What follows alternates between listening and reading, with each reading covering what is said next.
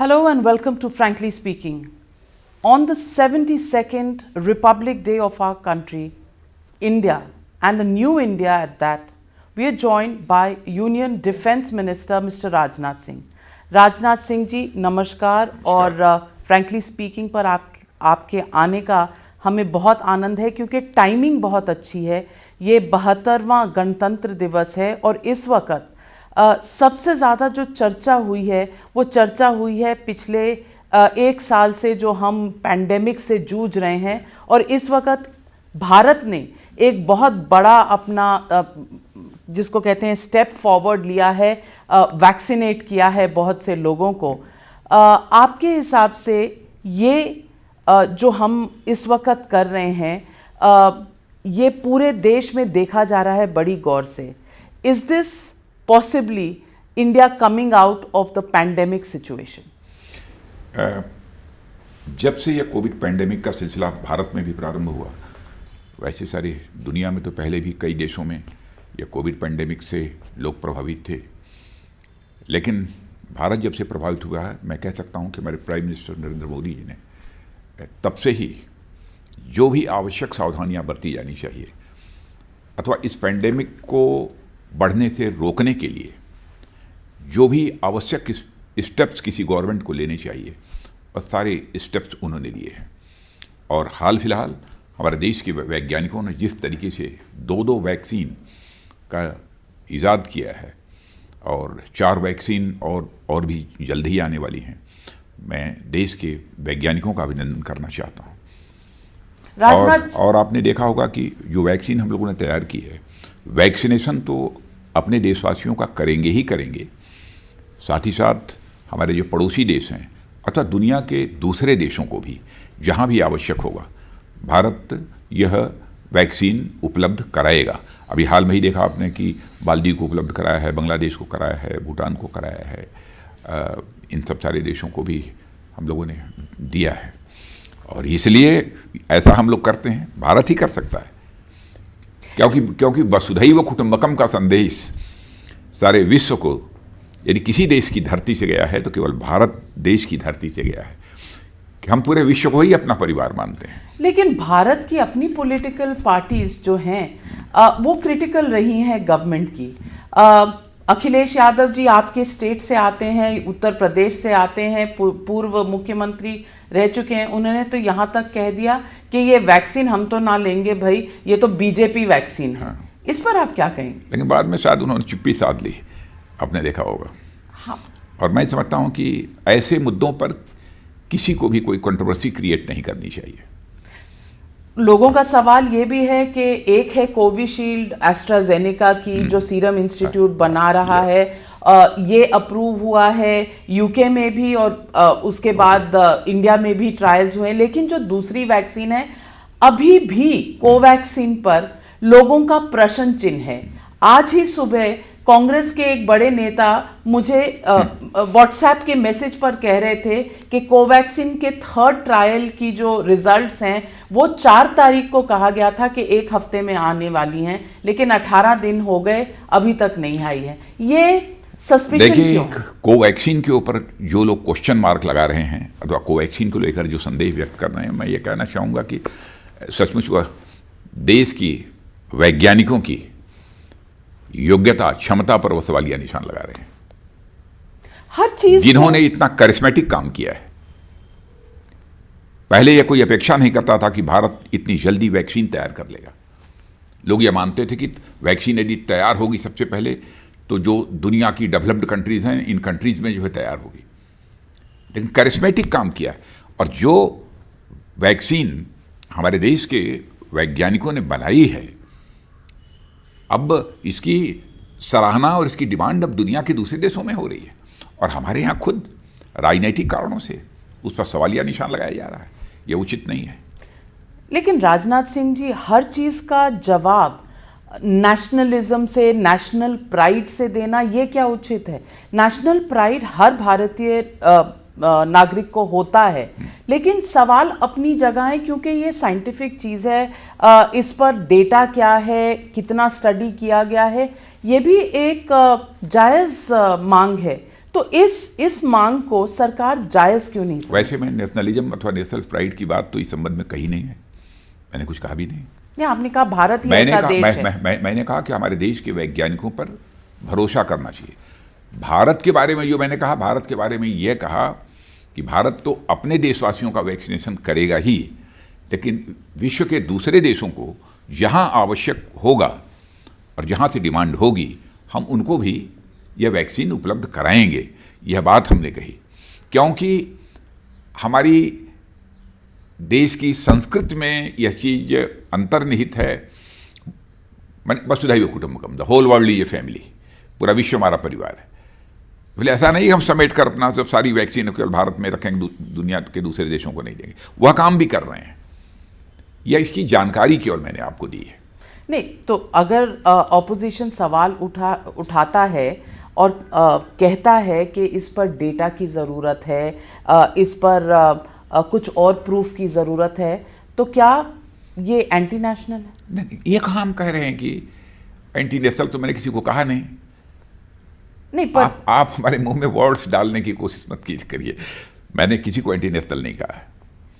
इस संबंध में वैज्ञानिकों को जो भी जवाब देना चाहिए, आपने देखा होगा कि उस इंस्टीट्यूट के वैज्ञानिकों ने भी उसका जवाब दिया है। मैं क्या जवाब दूंगा उसका?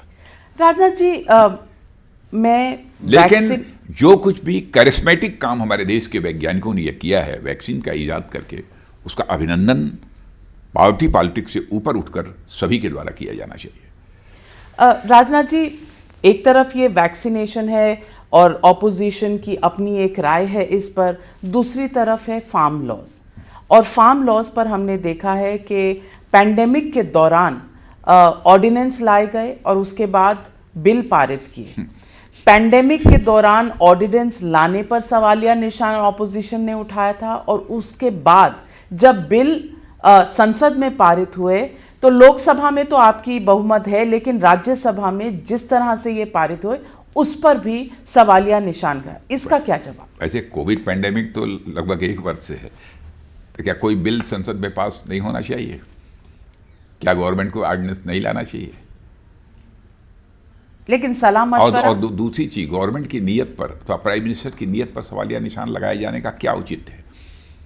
संसद में बहस हुई है और सामान्यतः अधिकांश बिल ऐसे होते हैं कि उन बिलों पर आम सहमति नहीं होती है, डिफरेंस ऑफ ओपिनियन कुछ लोगों की रहती ही रहती है। और मैं तो कम से कम कह सकता हूं, मैं किसान हूं, एग्रीकल्चर के बारे में थोड़ी बहुत मेरी भी जानकारी है। जो यह बिल आया है ये और जो यह कानून कृषि संबंधित जो बने हैं वह किसानों के हित में है। किसानों की आमदनी को 2 गुना करने वाले हैं, 2.5 गुना करने वाले हैं, और ऐसे भी हालात पैदा हो सकते हैं कि किसानों की आमदनी को 3 गुना भी करेंगे। और मेरा यह कहना है कि यदि कृषि संबंधित इन कानूनों को लेकर किसी को कोई आपत्ति है तो क्लाज वाइज वह डिस्कशन करे। मैंने अपने किसान भाइयों से भी कहा था, अच्छा होगा कि आप कुछ एग्रीकल्चर से संबंधित जो एक्सपर्ट्स हैं उन एक्सपर्ट्स को भी लेकर आइए और गवर्नमेंट के साथ क्लास बाय क्लास चर्चा करिए। और मैं देश के किसान भाइयों को आश्वस्त करना चाहता हूं कि जहां भी आवश्यक होगा, कृषि और किसान, एग्रीकल्चर और फार्मर, इनके इंटरेस्ट में वह संशोधन करने के लिए सरकार पूरी तरह से तैयार है। राजनाथ जी, आपको लगता नहीं कि इस सारे इशू को समझने में अगर किसानों से कहीं ना कहीं भूल चूक हुई है या ऑपोजिशन ने इसको एक मुद्दा बनाया है और अपॉर्चुनिस्टिकली एक्सप्लॉइट किया है, तो वहाँ कहीं ना कहीं सरकार की भी समझने में, लोगों की मंशा समझने में कहीं ना कहीं गलती हुई?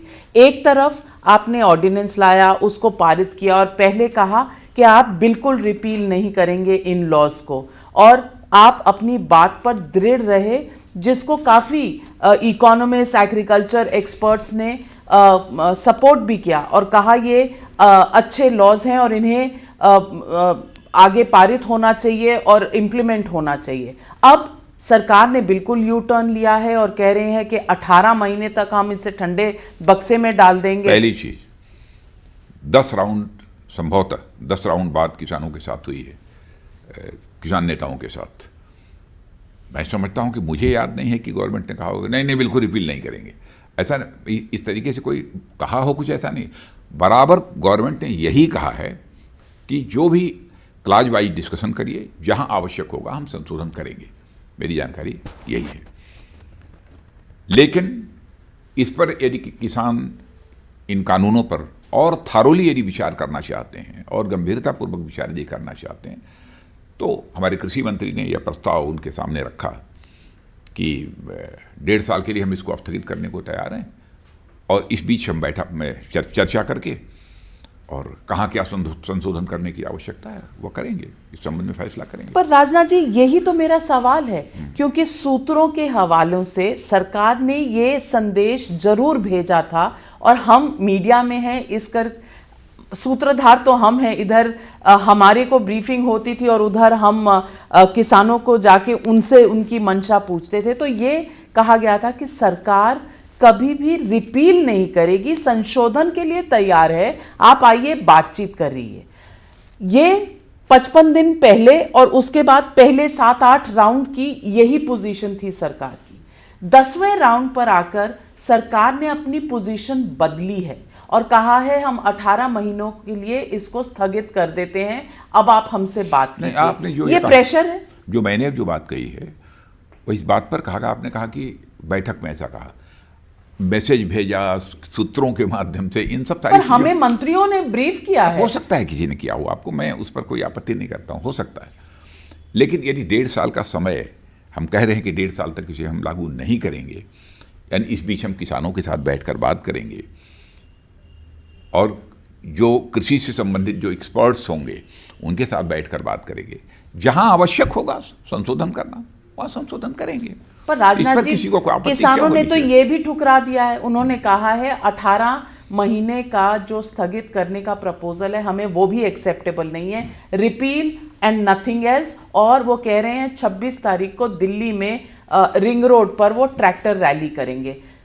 तो ये तो माई वे और हाईवे हो गया, ये तो एनार्किज्म हो गया, क्योंकि जो लॉज पार्लियामेंट में पारित होते हैं अगर वही इम्प्लीमेंट नहीं होंगे और किसान अपनी बात पर अड़े रहेंगे तो बीच का रास्ता कहां से निकले। देखिए, बहुत सारे ऐसे भी किसान संगठन हैं जो कि इन कानूनों का समर्थन भी कर रहे हैं। एक तरफा बिल्कुल नहीं कह सकते कि सभी लोगों के द्वारा इसका विरोध हो रहा है। बहुत सारे संगठन, कृषि मंत्री जी ने मुझे स्वयं ही बतलाया, उनसे मिलकर इसका समर्थन भी किया है। तो एक ऐसा कानून है जिस पर कि मैं समझता हूं कि विस्तृत चर्चा करने की आवश्यकता है। तो ये चर्चा पहले होनी चाहिए। और जहां तक ट्रैक्टर रैली का प्रश्न है, मैं आश्वस्त हूं कि हमारा देश का ये किसान और जो भी आंदोलन से जुड़े हुए हमारे किसान भाई हैं, किसी भी सूरत में भारत के गणतंत्र दिवस को डिस्टर्ब नहीं करेंगे, उसे प्रभावित नहीं होने देंगे।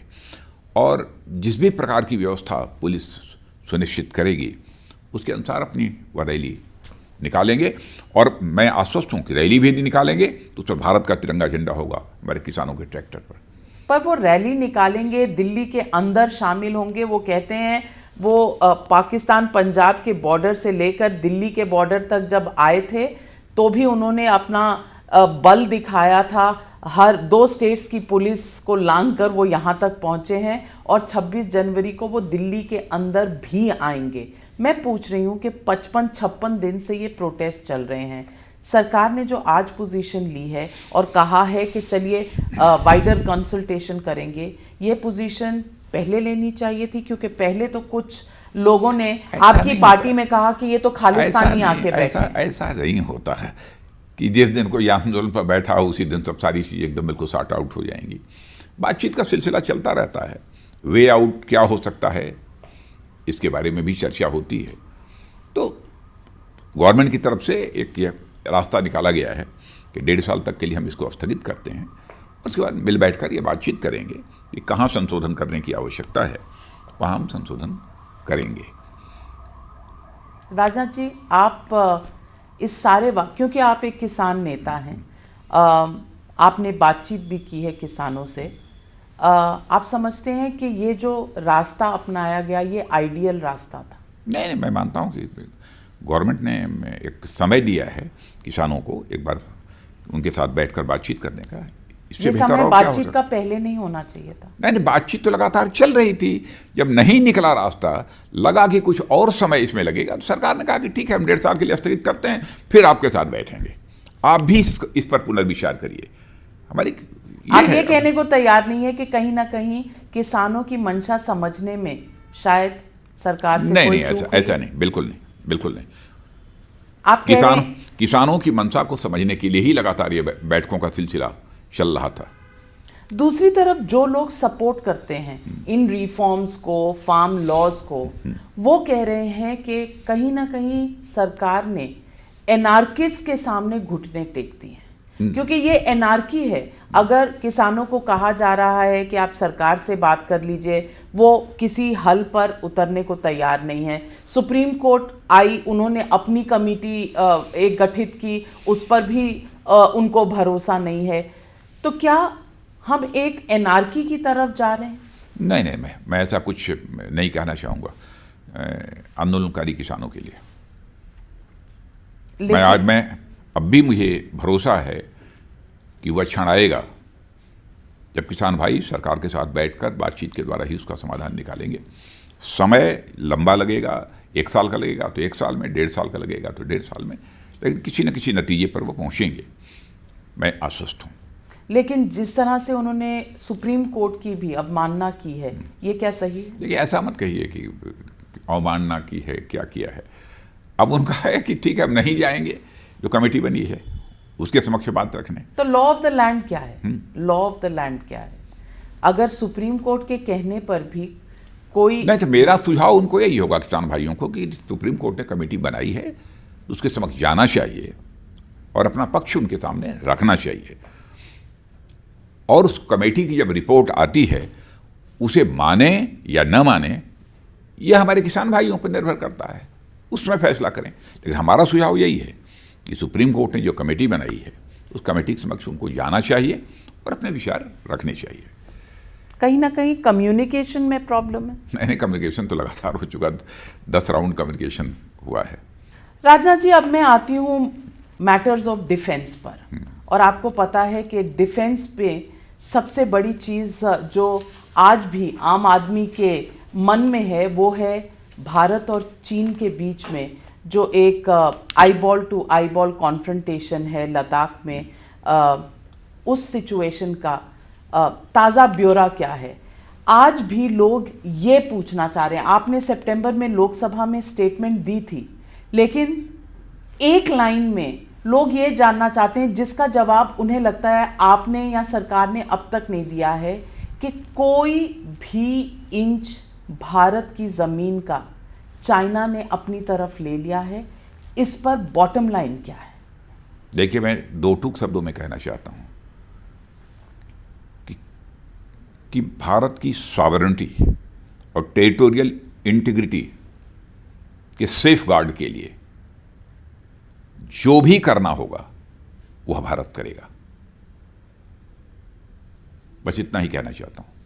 और अब तक जो कुछ भी हमारे सेना के जवानों ने किया है, हम सबको उस पर नाज है। भारत के मस्तक को झुकने नहीं दिया है हमारे सेना के जवानों ने। और जो मैं कह रहा हूं, आप जानती हैं, मेरे स्वभाव को भी जानती हैं, मैं किसी को गुमराह करने के लिए बात नहीं कह रहा हूं। अब जो स्टेटमेंट देना था, वो स्टेटमेंट मैं संसद में दे चुका हूं।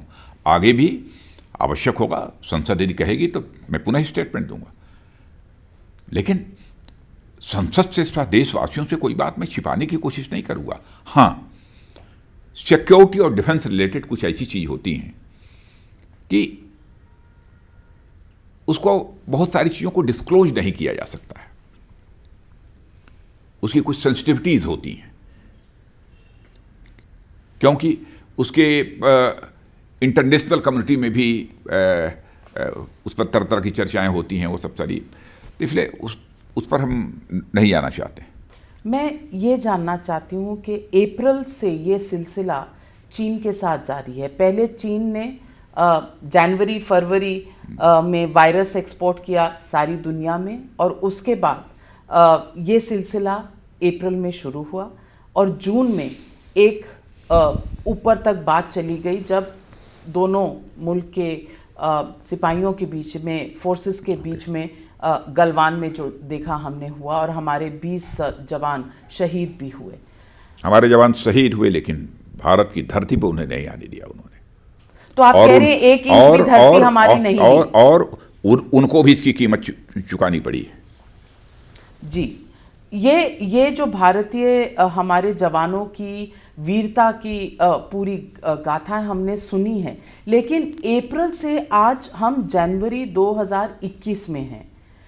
इस पर लोगों को आप क्या आश्वस्त कर सकते हैं, क्योंकि आए दिन खबर आती है कि वहाँ पर 50,000 ट्रूप्स हैं जो आमने सामने खड़ी हुई हैं, वहाँ उनकी टैंक्स हैं, उनके फाइटर प्लेन्स की प्रेजेंस है उस एरिया में, एक तनाव का माहौल है वहाँ पर।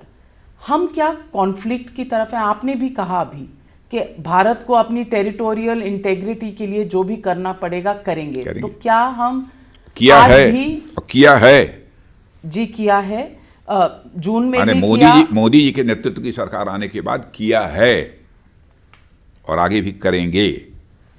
हम क्या इस जिसको कहते हैं कस्प ऑफ अ कॉन्फ्लिक्ट में हैं कि नहीं? इस पर आप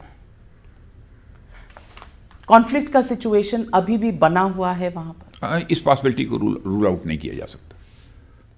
और वैसे बातचीत का सिलसिला चल रहा है। 8 राउंड हो चुके हैं। हाँ, 8 राउंड हो चुके हैं। मिलिट्री लेवल पर भी बातचीत हुई है, डिप्लोमेटिक लेवल पर भी बातचीत का सिलसिला चल रहा है। और भी हाल में भी चाइना ने प्रपोज किया था 19 तारीख को बातचीत करने का, लेकिन एक दिन पहले सूचना प्राप्त हुई थी, तो उसके लिए कहा गया है कि आगे की कोई डेट 23, 24, 25 वो फाइनल करें। तो हम भारत बातचीत करने के लिए तैयार है। आप भी अपने काउंटर पार्ट को मिले थे साइडलाइंस पे पीछे हाल कुछ ही महीने पहले।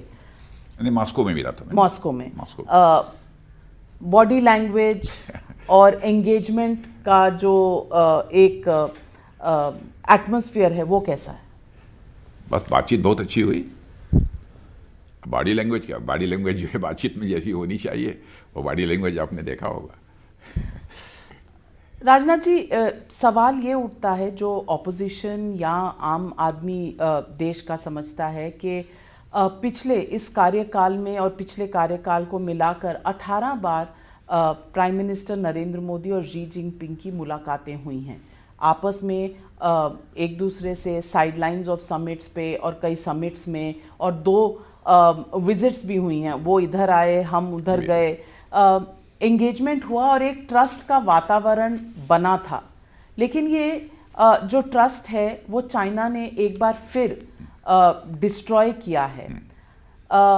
बहुत लोगों का ये सवाल है कि are we at a point of no return? आपको लगता है कि बातचीत से कोई हल निकलेगा? क्योंकि अप्रैल से जनवरी की बातचीत में और 8 राउंड की बातचीत में कोई हल निकलता हुआ अभी तक तो नजर नहीं आया। नहीं, हमको विश्वास है कि बातचीत से हल निकलेगा।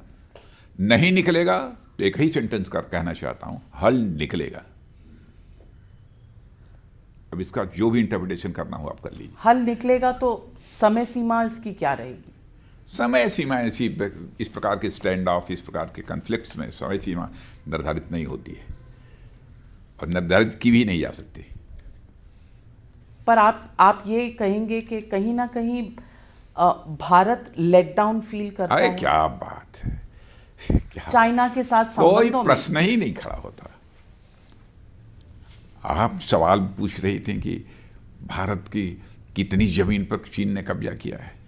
मैं नहीं आना चाहता पास्ट हिस्ट्री वगैरह, मैं किसी को दोषी नहीं ठहराना चाहता, कोई हो। सवाल तो कुछ दूसरा आपको पूछना चाहिए था, इसका ठीक उल्टा। तो आप ही पूछिए, आप किसकी तरफ इशारा कर रहे हैं? बोलूंगा नहीं, ठीक उल्टा इसका पूछना चाहिए था। नहीं तो क्या हमने उनकी जमीन ले ली है, बस ये कहेंगे? बस इतना ही मैं कहना चाहूंगा कि हमारे देश के सेना के जवानों ने जो कुछ भी किया है उस पर हमको नाज है। लेकिन इस बात का जवाब सरकार क्यों नहीं देना चाहती कि हमारी देश की किसी भी हिस्से पर टेम्पररी ही सही चाइना ने जमीन लेने की, टेरिटरी लेने की कोशिश की थी, वो सफल हुई या नहीं? क्या मैं 59 या 62 से सब सारा सिलसिला प्रारंभ करूं? क्या आप चाहते हैं? नहीं, वो तो हिस्ट्री में जाहिर है।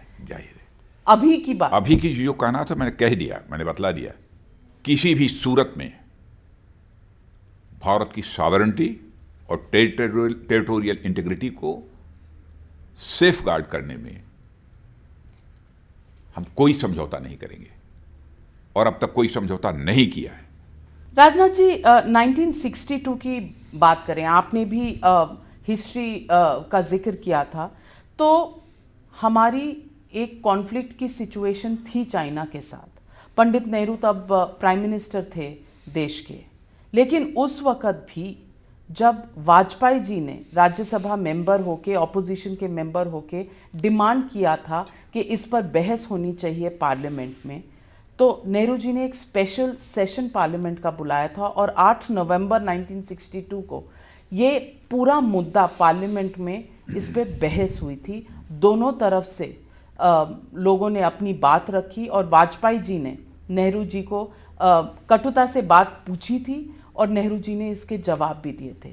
क्या हम इस माहौल में इस 21वीं शताब्दी में ऑपोजिशन को पूरे डिटेल, पूरा कॉन्फिडेंस शायद जहां में तक मेरी जानकारी, यदि मैं भूल नहीं रहा हूं, तो यह सब सारा समाप्त होने के बाद शायद हुआ था, या क्या उस दौरान शायद नहीं हुआ था। सर, ये हिस्ट्री में लिखा है नवंबर 8 ड्यूरिंग द वॉर। जो हो सकता है। हाँ, लेकिन संसद को जानकारी तो मैंने दी ही है, स्टेटमेंट के द्वारा जानकारी दी है। लेकिन सवाल जवाब, आपने कहा कि सवाल मत पूछिए, बहुत चीज़ों पे बताना मुश्किल है। अब जैसे मैं ही आपको नहीं बतला पा रहा हूं, अब ये बातचीत का सिलसिला समाप्त हो जाए, खुलकर बतला दूंगा। तो ये समाप्त होने की आशा है जल्द में? भाई, बातचीत हो रही है तो उम्मीद तो रखनी चाहिए कि ये कुछ ना कुछ नतीजा निकलेगा। जिस दिन समाप्त हो जाएगी, खुलकर मैं बतला दूंगा। 50,000 ट्रूप्स बॉर्डर। बस इतना ही कहूंगा कि अब तक जो कुछ भी है उससे भारत का मस्तक नीचा नहीं हुआ है, इतना ही मैं कहूंगा। और अरुणाचल प्रदेश में बीजेपी के एमपी ने ही उठाई है बात कि कुछ टेरिटरी है जहां कंस्ट्रक्शन हो रही है। एमईए ने इस पर क्लैरिफिकेशन भी दिया, लेकिन उन्होंने क्लैरिफिकेशन इस बात का नहीं दिया कि वहां कंस्ट्रक्शन जो हो रही है हमारी टेरिटरी में, उसके डिटेल्स क्या है। साफ कहा है। और उन्होंने कहा है कि हम भी वहां कंस्ट्रक्ट कर रहे हैं। नहीं, उन्होंने कहा एएलसी की बात कही है, और उन्होंने कहा है कि अक्रॉस द बॉर्डर वो उधर बना रहे हैं, और इंफ्रास्ट्रक्चर डेवलपमेंट का सिलसिला उनका बहुत पहले से चल रहा है, आज से नहीं चल रहा है। लेकिन भारत ने भी देखा होगा कि आप इधर सीमा पर अपने इंफ्रास्ट्रक्चर डेवलपमेंट का सिलसिला तेजी के साथ प्रारंभ किया है। वहाँ के रहने वाले जो लोग हैं उनकी सारी सुविधाओं को ध्यान में रखते हुए, और साथ ही साथ हमारी जो फोर्सेस हैं, आर्म फोर्सेस और दूसरी सिक्योरिटी फोर्सेस, वो पेट्रोलिंग ठीक तरीके से कर सकें उनके आने जाने के लिए। तो इंफ्रास्ट्रक्चर हम लोग भी तेजी के साथ डेवलप कर रहे हैं, रोड्स बना रहे हैं, ब्रिज बना रहे हैं। राजनाथ जी, और आपने देखा होगा कि कई बार चीन ने ऑब्जेक्ट किया है इस पर कि भारत क्यों इंफ्रास्ट्रक्चर डेवलपमेंट कर रहा है। राजनाथ जी, पिछले साल भी जयशंकर जी, जो हमारे एक्सटर्नल अफेयर्स मिनिस्टर हैं, उन्होंने कहा that India's relationship with China is at its lowest point in the last 40 years.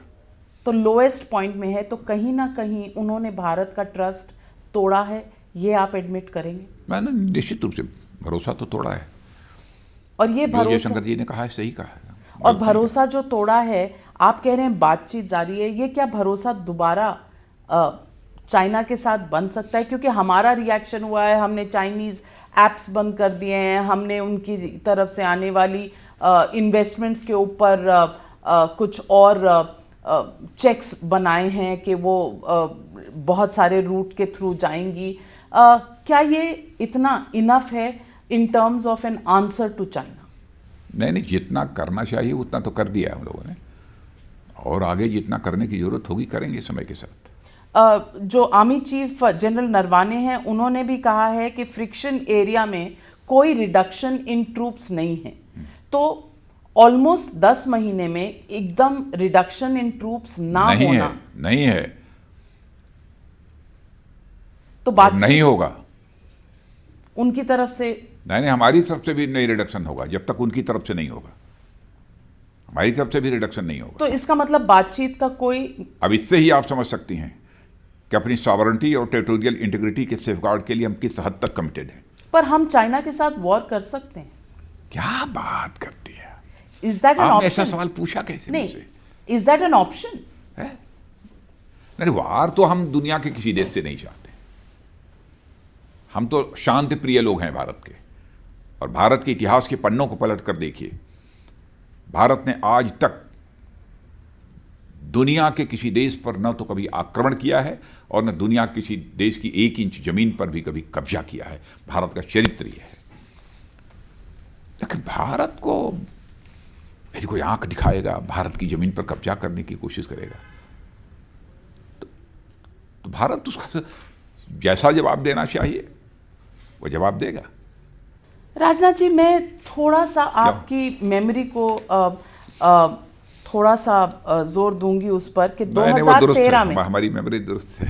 नहीं, 2013 में आपकी अपनी स्टेटमेंट है चाइना के बारे में, और उन्होंने कहा है चाइना में 2013 में जब ये सारी बात यूपीए सरकार के दौरान हो रही थी, तो आपने एक सवाल खड़ा किया था और आपने कहा था, जिस तरह से राहुल गांधी आज कह रहा है, सवाल रोज नए खड़े कर रहा है, पूछ रहा है कि क्या हमारी ज़मीन हमने चाइना को दे दी है। उस वक्त आपने भी पूछा था कि we want to know if only Chinese troops barged in, how was Indian army made to retreat and where, इन सब चीज़ों का जवाब दीजिए। और उस वक्त मोदी जी के भी कई ट्वीट्स हैं जो उनकी टाइमलाइन पर मौजूद हैं, जब उन्होंने कहा मैंने बोला था, संसद में बोला था?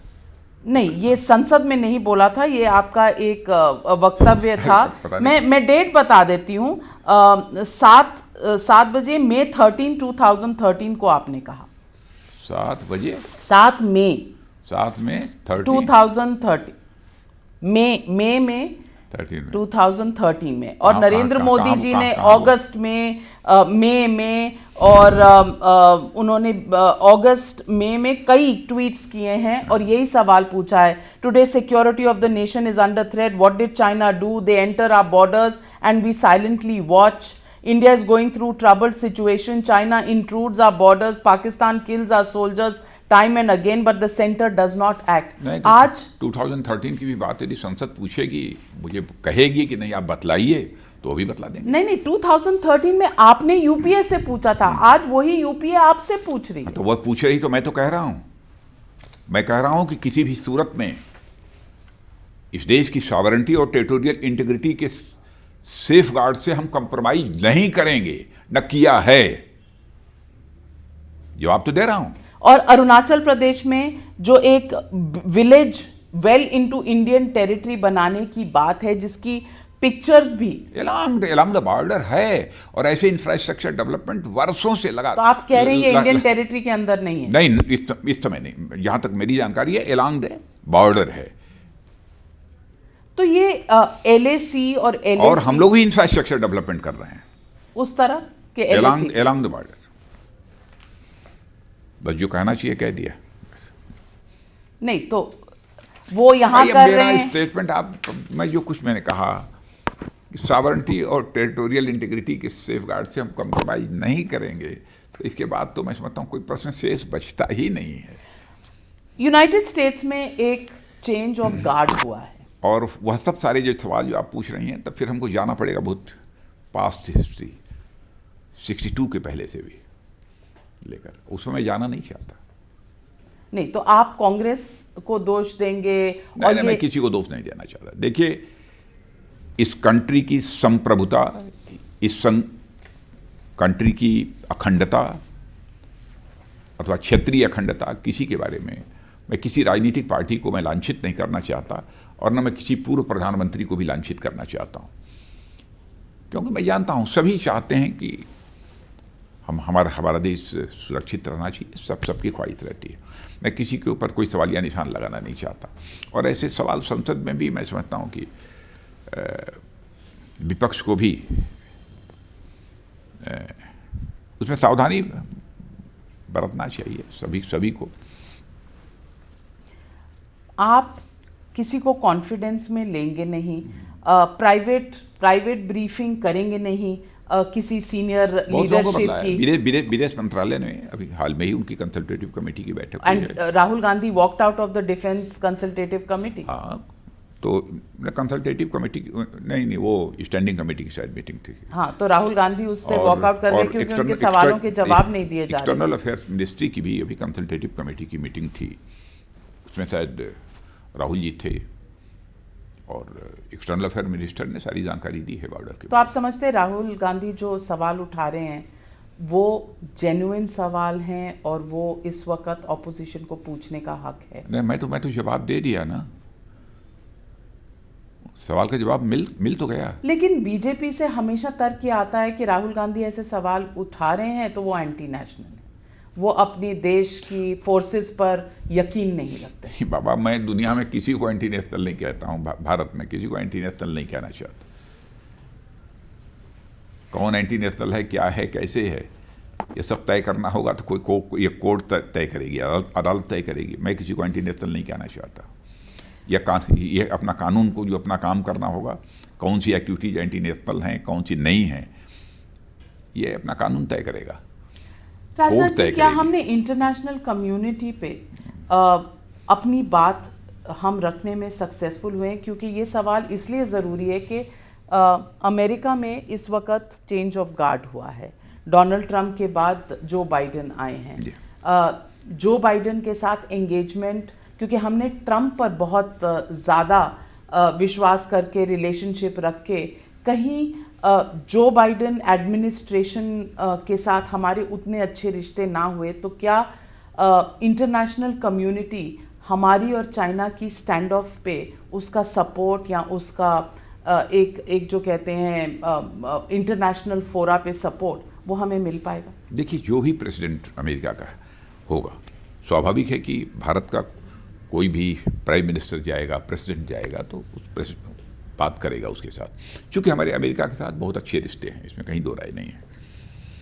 तो उसमें भी मिस्टर ट्रंप थे, आज जो बाइडेन हैं, तो इनके साथ भी हमारे रिश्ते अच्छे हैं और अच्छे रहेंगे। हो सकता है कि और अच्छे हों। राजनाथ जी, कहीं इस पर संदेह करने का कोई कारण नहीं है।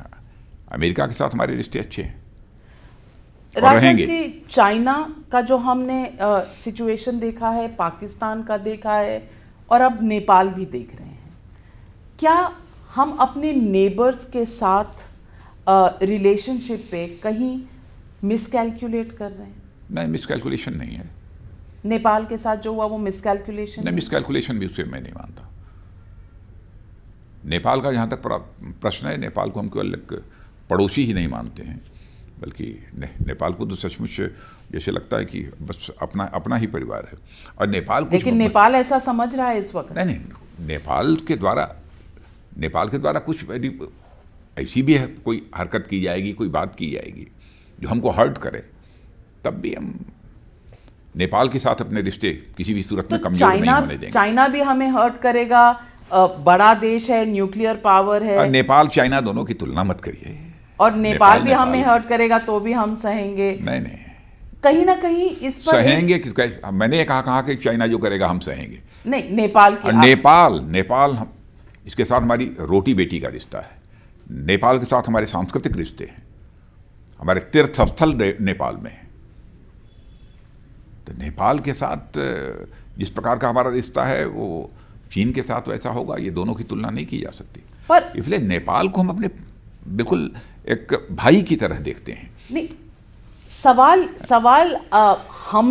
हम कैसे उन्हें देखते हैं इसका नहीं है। मैं ये कह रही हूँ कि हमारे लोगों को परखने में हमसे गलती हो रही है, मिसकैलकुलेशन हो रही है, ये हमारी फॉरेन पॉलिसी का फेलियर है। बिल्कुल नहीं फेलियर हो। परिवार में भी, हर परिवार में भी कभी कभी किसी बात को लेकर ना इत्तेफाकी हो जाती है। इसका मतलब यह नहीं होता है कि सारे रिश्ते बिल्कुल टूट जाते हैं, तार तार हो जाते हैं। एक आध दो मुद्दे रहे होंगे, नेपाल को नागवार गुजरा होगा। अभी विदेश मंत्री आए थे, यहीं पर बैठकर हमारी उनके साथ बहुत ही अच्छी बातचीत हुई है। लेकिन भारत नेपाल के साथ अपने रिश्तों को बिगड़ने नहीं देगा। और पाकिस्तान, हमने पाकिस्तान से पाकिस्तान की बात छोड़िए। नहीं, पर पाकिस्तान हमारे लिए एक सिरदर्दी तो है ही। नाम पाकिस्तान है, लेकिन बराबर एलओसी के ऊपर नापाक हरकतें उसके द्वारा की जा रही हैं, और भारत को डिस्टेबलाइज करने के लिए बराबर आतंकवादियों का सहारा लेता है। ये सिलसिला बंद होना चाहिए, और ये केवल मैं नहीं कह रहा हूँ, सारी दुनिया इस हकीकत से वाकिफ है। सारी दुनिया जानती है, पर पाकिस्तान से हमें प्रॉब्लम है, चाइना से। सवाल ये भी उठता है कि अगर चाइना और पाकिस्तान दोनों साथ साथ भारत पर दबाव डालें, तो क्या हम इस स्थिति पे हैं कि हम अपने दोनों तरफ हैंडल कर पाएंगे विद द गिवन? अरे बाबा, बिल्कुल दबने वाले नहीं हैं। दबने वाले लोग इस गवर्नमेंट में नहीं बैठे हैं। मैं अपने प्राइम मिनिस्टर के बारे में भी कहना चाहता हूं, हमारा प्राइम मिनिस्टर भी दबने वाला, झुकने वाला प्राइम मिनिस्टर नहीं है। और मैं डिफेंस मिनिस्टर हूं, अपने बारे में भी बतलाता हूं, दबना, झुकना, झुका जाता है अपने लोगों के सामने, लेकिन जो दुश्मन बनकर खड़ा होगा उसके सामने झुका नहीं जाता। राजा जी, मैं अब आती हूँ कश्मीर के मुद्दे पर। आर्टिकल 370 के एब्रोकेशन के बारे में हमने काफ़ी आगे तक हम निकले हैं इस सफ़र में, और पिछले 1 साल में हमने देखा है कि सिचुएशन काफ़ी कंट्रोल में आई है, और इस वक्त वहाँ पर जो टेररिस्ट अटैक्स हैं उन पर भी हमने कमी देखी है, जो डेथ्स हैं उस पर भी कमी देखी है। हमने अभी हाल ही में डीडीसी के इलेक्शंस भी देखे हैं। मैं आपसे ये पूछना चाहती हूँ, कश्मीर में भी बहुत अच्छी पोलिंग हुई है, अनएक्सपेक्टेड थी। मैंने कश्मीर की हिस्ट्री में पहली बार इस प्रकार की पोलिंग देखने को मिली है लोकल बॉडीज के चुनाव में। ये मेजर काफी जगह पर इस गवर्नमेंट 50 से 60% गवर्नमेंट का मेजर अचीवमेंट है। लेकिन लोग ये भी कहेंगे कि वहाँ पर बहुत स्ट्रिक्ट कंट्रोल, सिक्योरिटी नेट इस वक्त है। पीएसए था तो काफ़ी नेताओं पर पीएसए काफ़ी महीनों तक लगा रहा। ये फ्री कश्मीर का सिचुएशन नहीं है। अगर हम कमी देख रहे हैं टेरर एक्टिविटीज़ में, क्या ये हमें ये संदेश दे रहा है कि सब कुछ नॉर्मल हो गया है, या नॉर्मलसी अभी भी आने में कुछ समय लगेगा? अब नेताओं का जहाँ तक सवाल था, वो सब सारे नेता इस समय तो बाहर है, लेकिन कोई 13 महीने, कोई 10 महीने। जहाँ तक कश्मीर के यूथ्स को पाकिस्तान बराबर रेडिकलाइज करने की अपनी तरफ से कोशिश करता था, अथवा टेररिज्म की तरफ उनको ले जाने की कोशिश करता था, उसमें भी काफ़ी कमी आई है। और हालात तो अब ऐसे धीरे धीरे बनेंगे कुछ समय के अंदर ही कि आतंकवाद का मुकाबला कर पाकिस्तान के आतंकवाद का मुकाबला करने के लिए कश्मीर का ही नौजवान खड़ा होगा, और आज भी कुछ लोग हैं वहाँ। लेकिन महबूबा मुफ्ती कहती हैं कि हम तो यहाँ तिरंगा फहराने नहीं देंगे जब तक कि आर्टिकल 370 रिस्टोर ना किया जाए। नहीं, भारत का तिरंगा फहराने से कोई नहीं रोक सकता जी। महबूबा मुफ्ती, आप अरे कहने दीजिए जिसको जो कहता है। पर बीजेपी की उनके साथ सरकार रही है। तो रही है ना, लेकिन भारत का तिरंगा झंडा तो पूरे भारत में फहरेगा, उसे कोई ताकत और रोक नहीं फारूक सकती। अब्दुल्ला सीनियर नेता हैं, पार्लियामेंट में उनका बहुत योगदान रह चुका है। वो जब कहते हैं कि अगर हमको चाइना से भी मदद लेनी पड़ी तो हम आर्टिकल 370 रेस्टोरेशन के लिए चाइना की मदद। सबकी स्टेटमेंट पर मैं रिएक्शन देने के लिए नहीं बैठा हूँ, जिसको जो कहना हो कहे, लेकिन आप नहीं समझते ये इतने सीनियर नेता का ऐसा हम कश्मीर का डेवलपमेंट करना चाहते हैं, कश्मीर के नौजवानों को जॉब अपॉर्चुनिटीज प्रोवाइड करना चाहते हैं, और यह सब सारा सिलसिला प्रारंभ हुआ है। और मैं समझता हूँ कि वहाँ के लोगों के साथ जो इंटरेक्शन होना चाहिए, बातचीत का सिलसिला होना चाहिए, वो भी इधर काफ़ी बड़ा है। लेकिन गुपकार अलायंस एक बनी, जिसको आपकी पार्टी ने गुपकार गैंग बनाया। होम मिनिस्टर अमित शाह जी ने गुपकार गैंग का नाम दिया उन्हें। उन्होंने जम्मू में थोड़ी एंट्री मारी है। ये बताता है कि अभी भी नेशनल कॉन्फ्रेंस जो है उसकी एक भारी सपोर्ट है पीडीपी का ज़रूर सपोर्ट बेस कम हुआ है, लेकिन नेशनल कॉन्फ्रेंस का सपोर्ट अभी भी है और वो जम्मू की तरफ भी आ रहा है। ये बीजेपी के लिए चिंता का विषय? नहीं, नेशनल कॉन्फ्रेंस उसका तो पहले भी जम्मू में प्रभाव पहले भी रहा है, लेकिन थोड़ा बहुत प्रभाव है। इस कारण ये मान लेना चाहिए कि एकदम बिल्कुल ये पर जम्मू यूनिटी तो कश्मीर हुई नहीं ना, जो आप चाह रहे थे कि जम्मू और कश्मीर होगी। एक हो जाएगा। हाँ, जम्मू कश्मीर एक होगा ना, अभी तो हुआ है, अभी धारा 370 समाप्त तो हुई है। अब कश्मीर के भी डेवलपमेंट का सिलसिला, जम्मू के भी डेवलपमेंट का सिलसिला तेजी के साथ प्रारंभ होगा। धीरे धीरे माहौल बनेगा ना, अब माहौल बन रहा है। पहले लोग कहते थे कि साहब कश्मीर के लोग वोट देने के लिए नहीं आएंगे, लेकिन आपने देखा कि लोकल बॉडीज के चुनाव में कितना हाई परसेंटेज रहा पोलिंग का, अनएक्सपेक्टेड था। जो हुआ ना, तो ऐसे ही चीज़ें धीरे धीरे आगे बढ़ेंगी। आज भी कश्मीरी पंडित, और इसी हफ्ते हमने 31 साल कश्मीरी पंडित्स के एक्सोडस को हुए हैं इसी हफ्ते में, आज भी वो वापस लौटना चाहते हैं। सरकार ने जब 2014 में आपकी सरकार आई थी, तब आपने कहा था कि ये आपका एक प्रायोरिटी रहेगा, पर 6 साल बाद, 6.5 साल बाद आज भी कश्मीरी पंडित तरस रहे हैं, वापसी का रास्ता अभी दिख नहीं और रहा। वैसे मैं बतलाना चाहता हूँ कि जिस समय होम मिनिस्टर था, उसमें मुफ्ती साहब वहाँ के मुख्यमंत्री थे और उनके सामने बात रखी गई थी, और मुफ्ती साहब ने वो लैंड भी आइडेंटिफाई कर ली थी और मुझसे ये कहा था कि अब इस पर सिलसिला इसका प्रारंभ करेंगे। और हमारी ये कोशिश होगी कि एक कश्मीरी पंडित भी रहें और जो शांतिप्रिय जो है मुस्लिम कम्युनिटी के लोग हैं, वो सब लोग भी साथ हो। एकदम बिल्कुल अलग कॉलोनी कहीं किसी की हो, ऐसा नहीं लगना चाहिए। तो मैं इस बात से सहमत था। यदि कुछ मुस्लिम फैमिलीज भी उस कॉलोनी में रहती हैं तो कोई आपत्ति नहीं है, इस बात से सहमत था। लेकिन इस बीच वो चले गए और बाद में वो काम वहीं पर रुक गया। लेकिन अब ये गवर्नमेंट प्रारंभ करेगी। जो भी हमारे कश्मीरी पंडित भाई कश्मीर में जाना चाहते हैं वो जाएंगे। आप उनका सपना कब तक साकार करेंगे? नहीं, एकदम बिल्कुल रास्ता खुला है। अब तो अब कहीं से कोई बंदिश नहीं है। नहीं तो और आप पूछिए, अब कश्मीरी पंडितों के भी आंखों में चमक दिखाई दे रही होगी। नहीं, चमक तो दिखाई दे रही है क्योंकि उम्मीद है। ये उम्मीद और ये सपना साकार कब होगा? साकार होगा, अब सब कुछ साकार होगा। 1984 पे SIT बनी थी, लेकिन कश्मीरी पंडित्स के साथ जो हुआ उसकी बहुत सारी FIRs हैं, सैकड़ों में FIRs हैं। उस पर आज तक कोई इन्वेस्टिगेशन टीम नहीं बनी, कोई कोर्ट्स में इन केसेस को कंक्लूजन नहीं मिला। ये भी उनकी एक मांग है। तो सिख राइट्स की SIT हो सकती है कश्मीरी पंडित? क्या है, कश्मीरी पंडित डेलीगेशन हमारे गृह मंत्री अमित जी से मिलेंगे, उनके साथ बैठकर जो जो भी चर्चा करनी होगी कर रहे होंगे, आगे भी करेंगे। चीज़ों का, समस्याओं का समाधान होगा।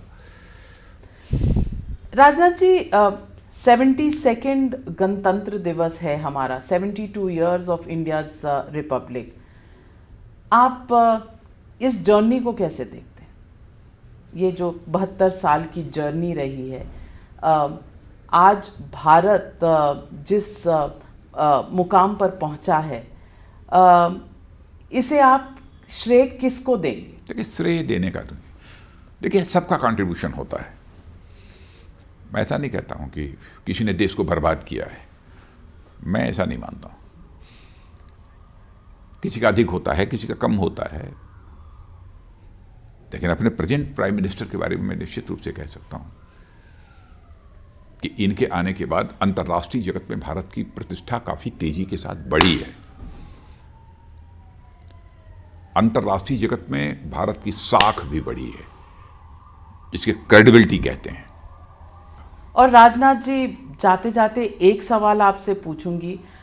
सवाल यह है कि कुछ अभी ही हमने मीडिया में देखा, चर्चा हुई किसी मीडिया में, कि कुछ लोग कंपटीशन को कंपेयर कर रहे हैं कि कमर्शियल सक्सेस को वो कंपेयर कर रहे हैं कि जो पुलवामा का दौर हुआ जिसमें हमारे 40 जवान शहीद हुए, उसको उन्होंने कहा कि ये हमारे लिए ग्रेट कमर्शियल सक्सेस था और वी वन लाइक क्रेजी।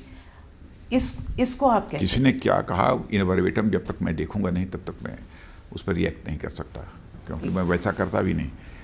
लेकिन फोर्सेस के ऊपर इस तरह का जुबिलिएशन, इस तरह का सेलिब्रेशन, जबकि 40 फैमिलीज़ ने अपने घर के बेटे या किसी ने भाई या किसी ने बाप खोया है, इस तरह का नहीं, मैंने कहा ना कि पहले हम एक बार जब तक इन वर्बेटम किसी का स्टेटमेंट देखेंगे नहीं, जब स्वयं तब अपनी आंखों से मैं देख नहीं लूँगा, पढ़ नहीं लूँगा, तब तक उस पर मैं कैसे रिएक्ट पर फोर्सेस की बात इस तरह हल्के में करनी चाहिए?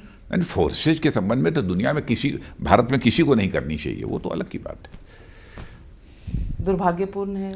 हाँ, फोर्सेज के बारे में कोई कहे कुछ तो मैं उसको कभी जस्टिफाई नहीं कर सकता।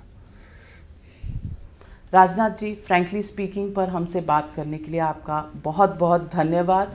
मैं गणतंत्र दिवस की आपको शुभकामनाएं देती हूँ और पूरे देश को आपको भी बहुत बहुत शुभकामनाएं। और आपने हमें समय दिया।